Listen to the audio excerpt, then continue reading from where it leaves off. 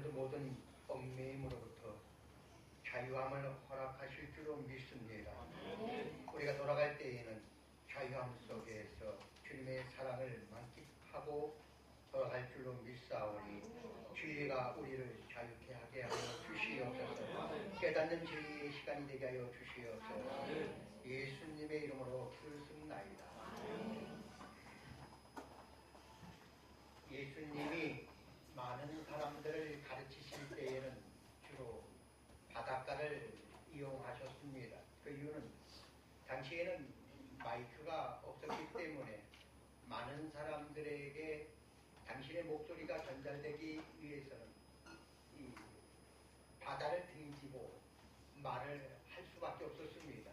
왜냐하면 바다에서 육지로 들어오는 해풍에 의해서 작게 말을 하더라도 저 뒤에 있는 사람들에게까지 들렸기 때문에 이 많은 사람을 대상으로 교육할 때에는 반드시 이 바닷가를 활용하셨습니다. 이날에도 예수님은 바닷가에서 많은 사람들을 가르치시고 이게 마을로 들어가던 중이었습니다. 그때 세관 앞에 앉아있는 레위를 만나게 되었습니다. 당시 유대인들은 민족의 피를 빨아먹는, 그래서 로마의 충성을 다하는 이 세리들을 무척 싫어했습니다.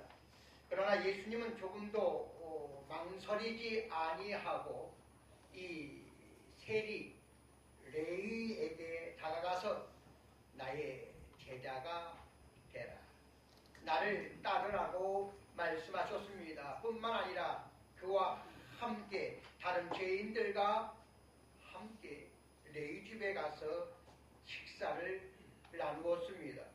이런 예수님의 행동을 지켜보고 있던 바리새인과 서기관들은 예수님의 제자들에게 어떻게 선지자라는 분이 당신의 선생님 세리의 집에서 그것도 죄인들과 함께 식사를 나눌 수 있느냐라고 트집잡기 시작했습니다. 그때 예수님은 그의 소리를 듣고 의사는 건강한 자에게 필요한 것이 아니라 병든 자에게 필요한 것이라고 말씀하시면서 나는 의인을 부르러 온 것이 아니라 죄인을 부르러 왔다고 말씀하셨습니다. 바리새인들은 서기관들과 자신들을 의롭게 생각했기 때문에 죄인과 함께 식사하는 예수님을 불결하다라고 생각할 수밖에 없었습니다. 우리들도 마찬가지입니다. 나를 너무 지나치게 거룩하다, 의롭다라고 생각하게 되면 세상을, 다른 사람들을 비판의 시각으로 바라볼 수밖에 없습니다.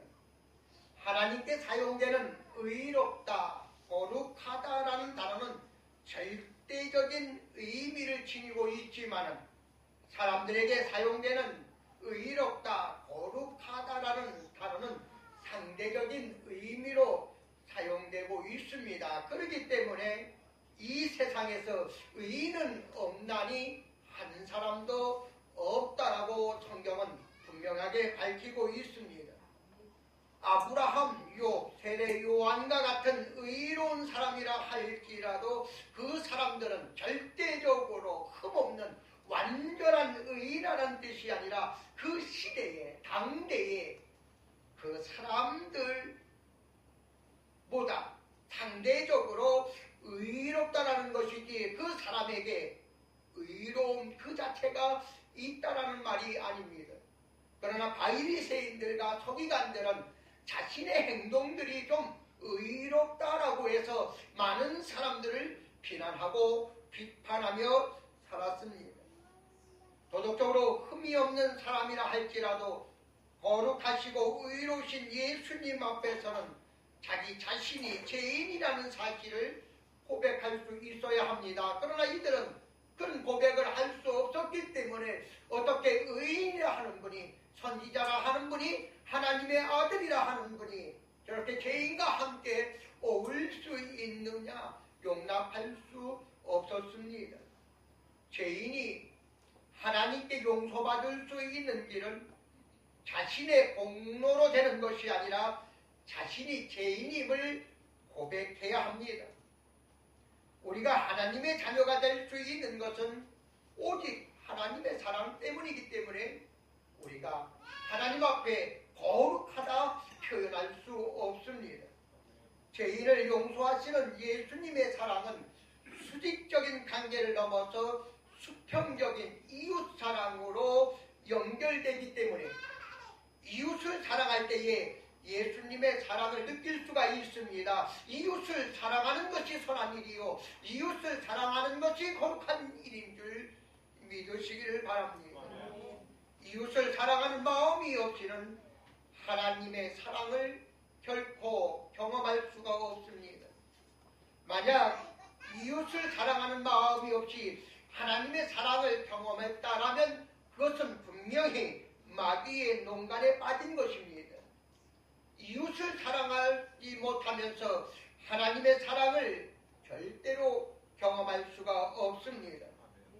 하나님의 형상을 닮은 인간은 남녀노소 신분의 차이를 넘어서 존엄성과 고유한 가치를 지니고 있기 때문에 하나님을 사랑하는 것처럼 내 이웃을 사랑해야 합니다.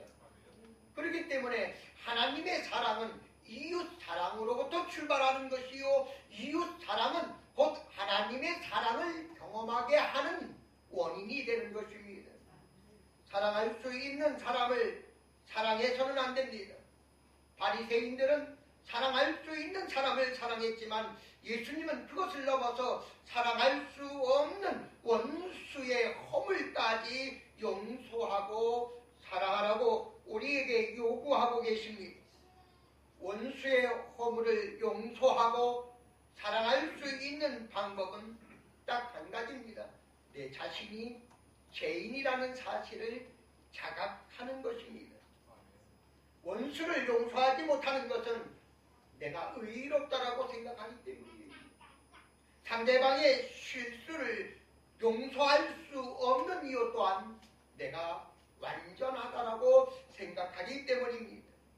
그러므로 죄인을 용서할 수 있는 것, 타자를 사랑할 수 있는 것은 내가 죄인임을 스스로 하나님 앞에 고백할 수 있어야 합니다.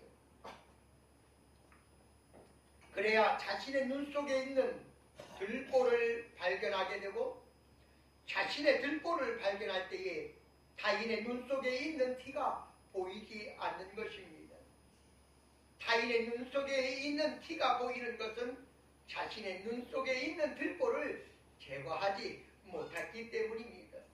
세상을 바로 보려면 내가 끼고 있는 고정관념의 안경을 벗어버려야 합니다. 고정관념에 벗어버리지 못하니까 세상이 삐뚤어 보이는 것입니다. 타인의 눈 속에 있는 티가 보이는 이유는 단 한 가지, 아직도 자신의 눈 속에 있는 들보를 발견하지 못하고 나 스스로를 의롭다라고 생각하기 때문입니다. 그렇기 때문에 그 도가 넘어서서 예수님의 행위까지 비난하게 되는 것입니다. 이처럼 바리새인들의 배타성은 하나님의 은혜를 깨닫지 못한 데에서 생겨난 것입니다. 배타성은 너와 나를 구분해 놓고 차별하는 것으로부터 생겨나는 것이기 때문에 자신을 의롭다라고 생각하면 할수록 상대방을 차별하게 되고 또한 배타적으로 대하기 마련입니다. 바리새인들은 아브라함의 후손답게 열심히 신앙생활했습니다. 일주일에 한두 번씩 금식했으며 철야기도도 했고 구제사업도 했고 11조 생활과 주일 성소를 철두철미하게 지켰습니다.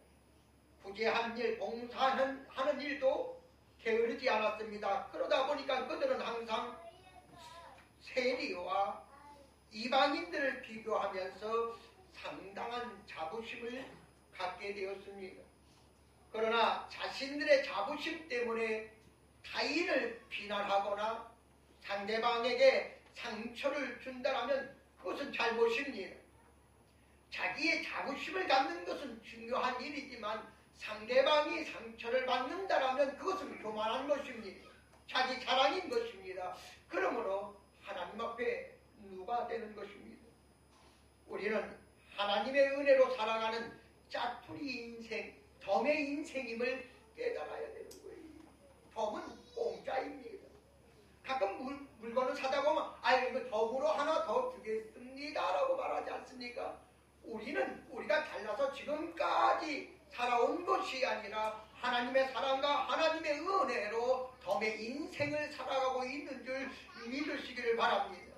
덤의 인생으로 살아가고 있다라고 생각한다면 아웅다웅 다툴 필요가 없습니다. 용서 못할 것이 어디 있겠습니까? 이해 못할 일이 어디 있겠습니까? 다 자기 잘난 맛에 산다라고 자기를 지나치게 의롭게 생각하기 때문에 문제가 되는 것입니다. 우리는 하나님의 은혜로 덤의 인생을 살아가는 짜투리 인생임을 깨달을 때에 하나님의 사랑, 하나님의 은총을 깨닫게 되는 줄 믿으시기를 바랍니다. 그러나 바리새인들은 자신들만이 하나님 앞에 특별히 선택된 선민이요 하나님 앞에 특별히 은혜받은 자들임을, 거룩한 자들임을 그들은 착각하고 있었습니다. 그래서 그들은 죄인과 친구가 될 수가 없었습니다.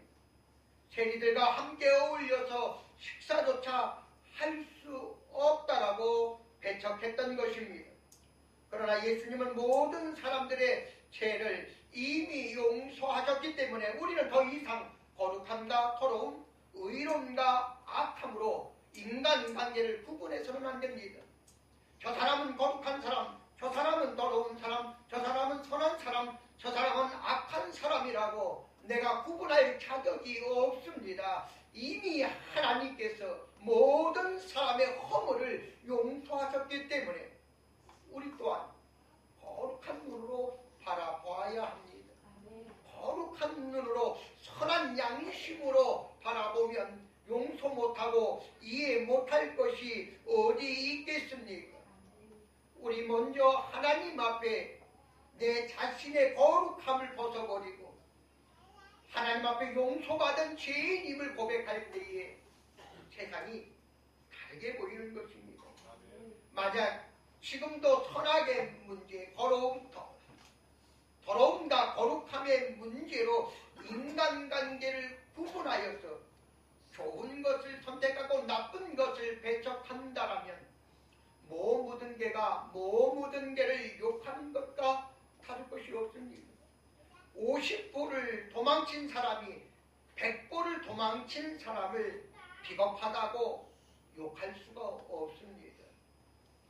그리스도인의 차별은 예수님을 민망하게 할 뿐입니다. 우리가 그것을 모르고 구분하고 차별하면서 살아갈 때가 얼마나 많은 줄 모릅니다. 우리가 사람을 차별하면 차별할수록 구분하면 구분할수록 하나님은 민망해 하십니다. 예수님은 그러한 바리새인들에게 건강한 자에게는 의사가 필요 없다라고 말씀하시면서 메시아의 사명이 무엇인지를 분명하게 밝히셨습니다. 주님께서 이 땅에 오신 사명은 죄인을 용서하시는 것입니다. 병든 자를 치료하시는 것입니다. 소외된 자를 위로하시는 것입니다. 그래서 우리 모두가 하나임을 보여주기 위한 것이에요. 유대인이나 헬라인의 구분이 없습니다. 종이나 자유인이나 구분이 없어야 합니다. 남자나 여자나 구분이 없어야 합니다. 그러나 우리는 이러한 구분 속에서 서로가 서로를 차별하며 상처받는 그런 삶을 살아갈 때가 있습니다. 예수님은 의인을 부르러 오신 것이 아니라 죄인을 부르러 오셨습니다. 가난한 자를 위로하시고 병든 자를 치유하기 위하여 오셨습니다. 예수님은 성녀를 특별히 더 사랑하고 창녀를 덜 사랑한 분이 아닙니다. 세리를 사랑하는 마음이나 의인을 사랑하는 마음, 이방인을 사랑하는 마음이나 유대인을 사랑하는 마음 언제나 동일하셨습니다. 왜냐하면 신적인 아가페 사랑은 등급이 있거나 차별이 없기 때문입니다. 하나님의 사랑에 등급이 있다라고 생각을 해보세요. 여러분들 가운데 하나님의 사랑을 받을 자가 있겠습니까? 하나님의 아가페 사랑에 차별이 있다라고 생각해 보세요. 여러분들은 오늘 구원받은 이 자리에서 기쁨의 감격의 예배를 드릴 수가 없습니다.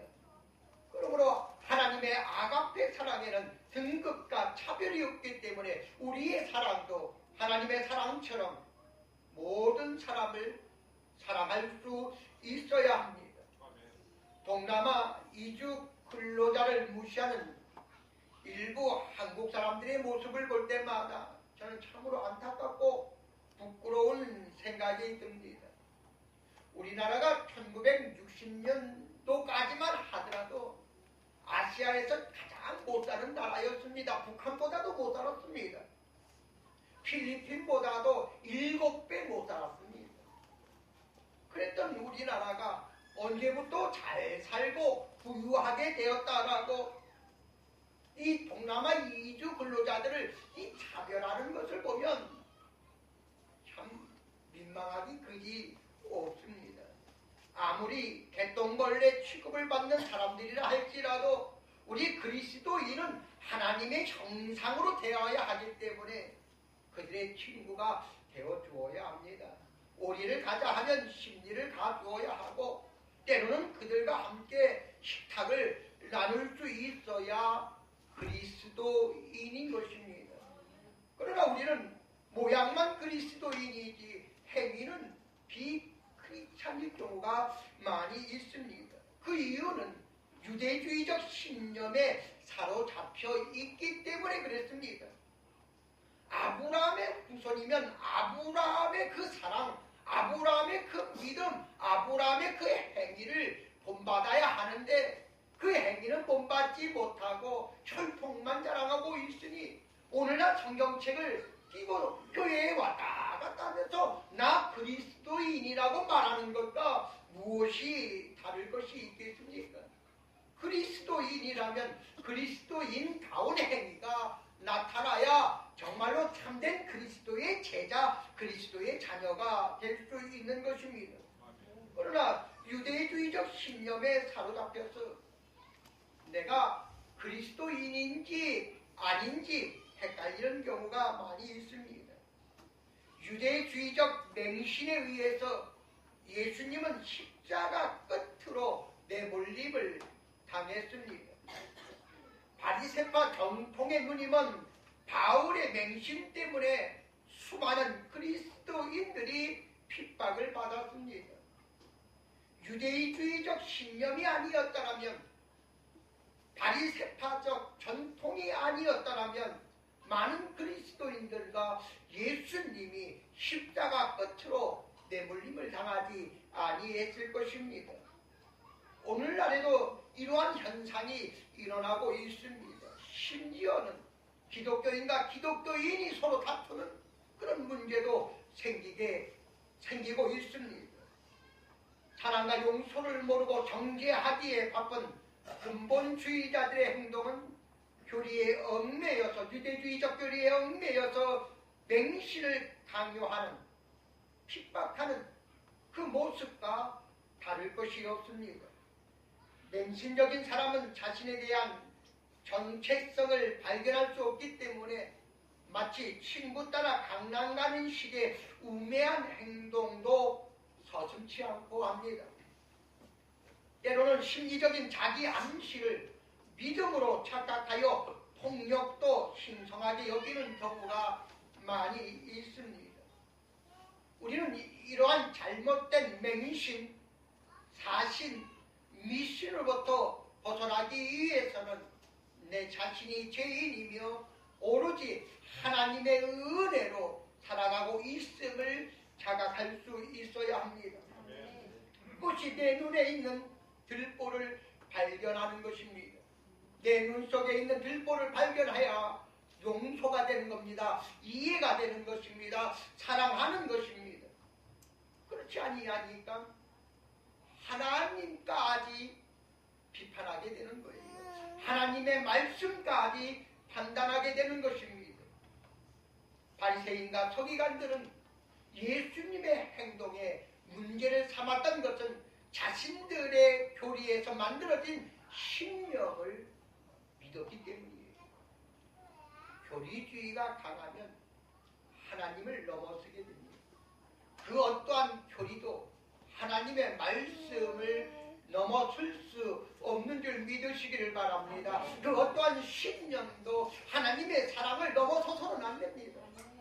그런데 우리의 신념이 하나님의 사랑을 바꾸어 놓거나 넘어서고 있습니다. 우리가 만들어 놓은, 인간이 만들어 놓은 이 교리가 하나님의 말씀을 판단하고 있어요. 그러니까 요즘은 하나님의 말씀이 가라사대가 아니라 무슨 교단, 누구 목사의 교리가 가라사대, 이렇게 바뀌어가고 있는 것 같습니다. 참으로 무서운 일입니다. 적어도 우리가 그리스도인이라면 하나님의 행위를 본받아야 합니다. 주님께서 행하셨기 때문에 우리도 죄인을 미워할 수가 없습니다. 주님께서 모든 사람을 용서하셨기 때문에 우리는 죄인과 의인을 구분할 수가 없습니다. 판단에 앞설 것이 아니라 내가 판단받지 않도록 조심해야 될 줄로 믿습니다. 결론을 내립니다. 예수님께서 이 땅에 오신 목적은 섬기기 위해서라고 말씀하셨습니다. 그럼에도 불구하고 우리 그리스도인이 섬기기보다는 섬김을 받기를 원한다라면 그 사람은 아직도 자신을 의롭다, 거룩하다라고 생각하는 사람이 분명할 것입니다. 그것이 아니라면 하나님의 말씀, 예수 그리스도의 가르침에 자신의 신념으로 도전하는 사람이 틀림없습니다. 이처럼 사심, 맹신은 무서운 것입니다. 그러므로 상대방이 부족하다 할지라도, 흠이 있다 할지라도 섬길 수 있는 여러분들이 되시기를 바랍니다. 섬김이야말로 가장 위대한 사랑의 밑거름인 것입니다. 그러므로 메시아가 이 땅에 오신 목적은 섬기기 위한 것이라는 사실을 믿고 여러분들도 내 이웃을 내 몸과 같이 섬기고 사랑하시기를 바랍니다. 비판하고 비난할 것이 아니라 그들을 위로하고 그들을 이해하고 그들을 포용할 수 있는 여러분들이 되시기를 바랍니다. 예수님께서 이 땅에 오신 목적은 죄인을 부르러 오셨다라고 분명하게 말씀하셨습니다. 진정으로 의로운 사람이라면 죄인을 가슴 깊이 품을 뿐 배척할 수가 없습니다. 진정으로 거듭난 사람이라면 상대방의 허물을 다 덮어줄 뿐 그것을 들춰낼 수가 없습니다. 아직도 의인과 죄인을 구분하여서 마음에 들지 않는 사람을 배척한다면 그는 그리스도의 제자가 되지 못한 것입니다. 여러분들이 그리스도의 제자가 되었다면 이웃의 허다한 허물까지도 덮을 수가 있어야 합니다. 저만 하더라도 기도를 하면 할수록 상대방의 허물을 덮어주게 되지만은 기도를 하지 아니하면 아니할수록 상대방의 허물만 보여주게 되더라고요. 이것은 무엇을 이야기하느냐? 문제는 상대방에게 있는 것이 아니라 상대방을 바라보는 나의 마음의 자세, 신앙 자세에 달려있다라는 거예요. 내가 기도하면, 성령에 충만하면, 거듭난 생활을 하게 되면 모든 사람들이 다 아름답게 보이게 되어 있습니다. 저는 어느 날 그걸 깨닫게 되었어요. 아하, 문제는 상대방의 환경, 상대방의 허물, 상대방의 죄의 문제가 있는 것이 아니라 그것을 곱지 않게 바라보는 나의 마음이 있구나. 그러나 내 마음이 행복하고 내 마음이 즐겁고 내 마음이 넉넉하고 풍요로우니까 길거리 지나가는 사람들까지도 행복했으면 좋겠다. 이런 너그러운 마음이 생기더라. 문제는 내 눈에 있는 들보입니다. 상대방의 눈에 있는 티가 아니라 내 눈에 있는 뒷보입니다. 오늘 기도하시기를 바랍니다. 주님, 상대방의 허물이 보입니까? 상대방의 눈에 티가 보입니까? 주님, 내가 아직 죄인임을 주님 앞에 고백하지 못한 까닭입니다. 주님, 내가 아직 내 자신을 의롭다, 거룩하다 생각하기 때문에 상대방을 사랑하지 못하고 있습니다. 주님, 주님의 사랑을 깨달을 수 있도록 나를 용서하여 주시옵소서. 내가 의로운 눈으로 세상을 바라보게 하여 주시옵소서. 이것이 여러분들의 기도 제목이 되시기를 부탁드립니다. 기도하시겠습니다.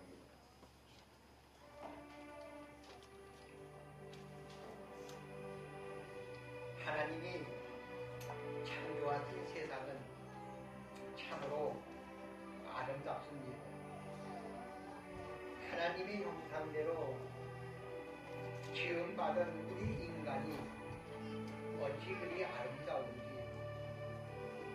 우리의 편견 때문에 깨닫지 못했을 뿐 이 세상에 아름답지 못한 것은 하나도 없습니다. 나의 고정관념, 나의 편견을 무너뜨릴 때에 나도 저 사람과 다름없는 죄인임을 고백할 때에 이 세상은 더욱더 아름답게 보일 수가 있습니다. 주님 앞에 바른 신앙생활, 바른 그리스도인의 삶을 통하여서 세상을 아름답게 바라볼 수 있는 우리의 삶이 되기를 주님 앞에 기도해야 될 줄로 믿습니다. 사랑과 은혜의 하나님, 감사합니다. 오늘도 저희들이 주님 앞에 신앙 고백하는 것은 우리가 죄인임을 깨닫는 데 있는 줄로 믿습니다. 그리했을 때 세상이 바르게 보일 줄로 믿사오니 세상과 하나 되는 아름다운 삶을 살아가게 하여 주시옵소서. 원수도 사랑하여 하나 될 수 있는 우리의 삶이 될 수 있도록 주님께서 우리의 마음을 붙잡아 주시옵시고 너그럽게 넉넉하게 하여 주시옵소서. 예수님의 이름으로 기도를 드립니다. 아멘.